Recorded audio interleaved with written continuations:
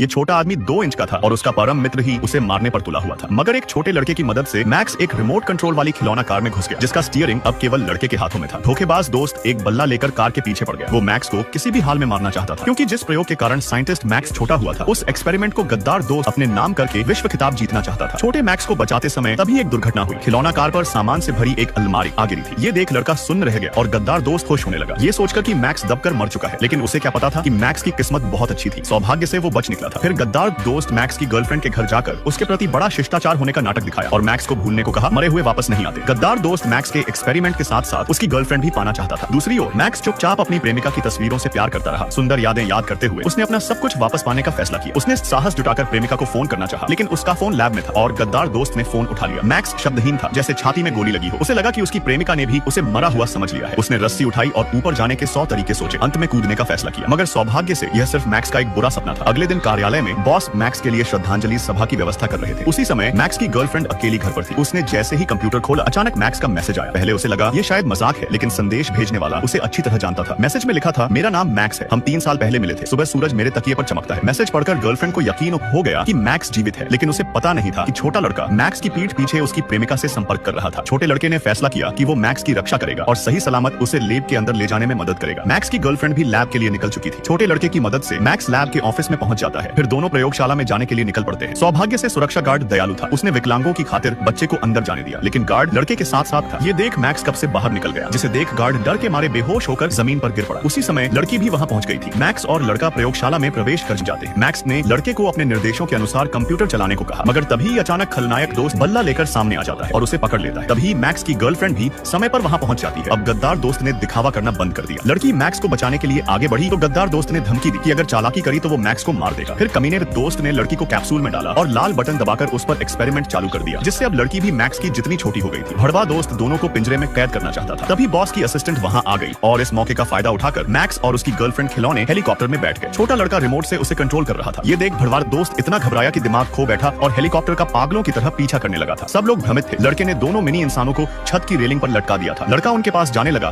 तो गद्दार दोस्त ने उसे रोकन चाहा, मगर दादी ने आकर उसे बिजली का झटका दे दिया। अगले पल ही दोनों मिनी लोग जब छत से गिर गए तो लड़के ने अपनी टोपी से उन्हें बचा लिया था। दादी को सबसे बड़ा आश्चर्य यह हुआ कि उसका पोता पहली बार खड़ा हुआ और धीरे धीरे चलने लगा। मैक्स और उसकी प्रेमिका बहुत खुश थे। कहानी के अंत में मैक्स और उसकी प्रेमिका साथ में प्रयोगशाला में चले गए और वापस से नॉर्मल